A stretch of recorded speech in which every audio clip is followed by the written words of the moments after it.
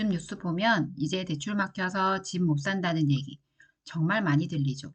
집값은 떨어지지도 않고 대출은 40%로 막히고 이제는 현금 아니면 아예 집을 못 산다는 말까지 나옵니다.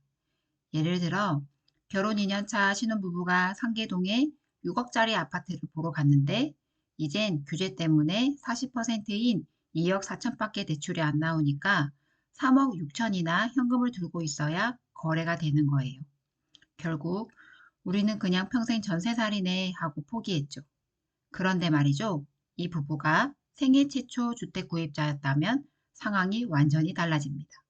오늘 영상에서는 10월 15일 부동산 대책 속에서 유일하게 숨통이 열린 사람들, 바로 생애 최초 주택 구입자의 혜택을 집중적으로 정리해 드리겠습니다. 우선 10월 15일 부동산 규제로 인한 대출 축소는 어떻게 적용되는지 살펴볼게요. 부동산 규제 전에는 6억짜리 집을 사려고 하면 대출이 70%인 4억 2천까지 되니까 현금이 1억 8천만 원이면 가능했죠. 대출금이 부담스러워도 아껴 쓰고 노력하면 내 집을 마련할 수 있었습니다. 하지만 10월 15일 부동산 규제 실시 후 수도권 대부분 지역은 대출이 시세의 40%로 축소되었습니다. 줄어든 30%만큼 내 현금이 더 있어야 하는 거죠. 그 차이는 큽니다. 무려 현금이 3억 6천이 필요합니다. 직장인이 월급을 모아서 3억 6천을 모으려면 한 달에 100만 원씩 모은다고 가정했을 때 무려 30년이나 걸리는 금액이죠. 그런데 정부에서 이번 규제에서 생애 최초 주택 구입자에게만 예외를 두었습니다. 대출이 여전히 70%까지 가능하도록이요.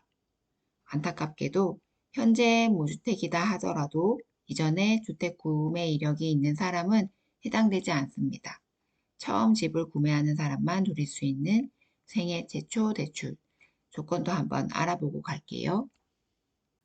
조건이 복잡한 것 같지만 나에게 어느 상품이 더 유리한지 잘 살펴보세요. 생애 최초는 정책자금과 시중은행 상품으로 나뉘고 정책자금은 디딤돌과 보금자리 론으로 나뉩니다. 전체적으로 디딤돌이 조건이 더 한정적이고 금리는 조금 더 낮습니다. 항목 하나하나 살펴볼게요. 우선 무주택 기준입니다. 디딤돌은 세대원 전원이고 보금자리론은 부부 한정입니다. 만약 주택을 구매한 이력이 있는 부모님과 함께 산다면 세대 분리를 하면 디딤돌 대출이 가능해집니다.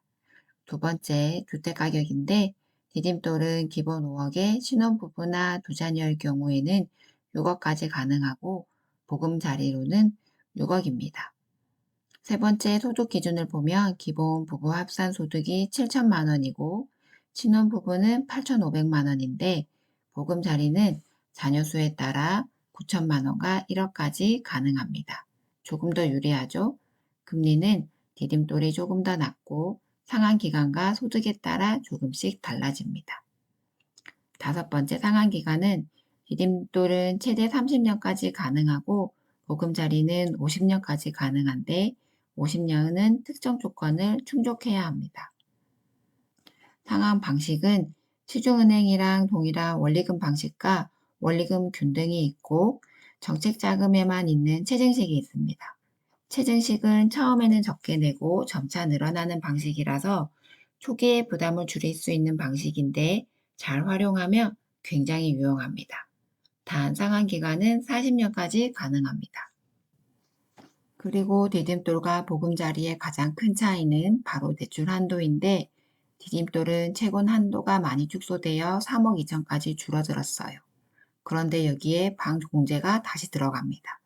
서울의 경우 5,500만 원 공제하면 한도가 2억 6,500만 원으로 줄어들고 경기도 인천의 경우에는 4,800만 원 공제하면 한도가 2억 7,200만 원까지 줄어들어요.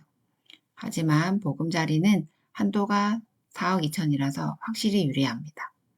이렇게 두 가지 정책 자금을 비교해 보면 금리는 디딤돌이 조금 더 낮지만 소득 기준, 상환 기간, 대출 한도에서 보금자리가 훨씬 유리하죠. 필요한 금액에 따라 자기에게 맞는 상품으로 알아보시면 되고 정책자금 기준에 맞지 않더라도 시중은행의 생애 최초 상품 조건을 확인해 보시면 좋을 것 같아요. 이번 10월 15일 대책은 금리 인하, 유동성 증가에 공급 축소까지 더해져 부동산 가격이 치솟는 걸 미리 막기 위해 대출 축소, 실거주 요건으로 투자는 물론 1주택자의 갈아타기까지 어렵게 만들었어요. 이러한 상황에서 생애 최초는 사실상 이번 정책의 유일한 수혜자라고 볼 수 있습니다. 따라서 생애 최초라면 규제 후 분위기를 살피면서 서두르지 말고 금매 물건을 위주로 이 기회를 활용하면 됩니다. 서둘러 매수하지 않으셔도 됩니다. 거래 절벽일 때 한시적 1가구 2주택인 분들이나 개인 사정에 따라 꼭 팔아야 하는 집은 금매로 나오게 되어 있습니다. 금매를 기다리는 동안 지역에 대해서 공부하고 시세를 잘 파악하고 있다가 기회를 잡으면 좋을 것 같아요. 오늘 영상에서는 오두막은 대출 규제 속 단 한 부류만 예외가 된 사람들, 바로 생애 최초 주택 구입자에 대해 알아봤습니다. 부동산 시장이 조용해질수록 이런 정책 속 틈을 잃는 사람이 기회를 잡습니다.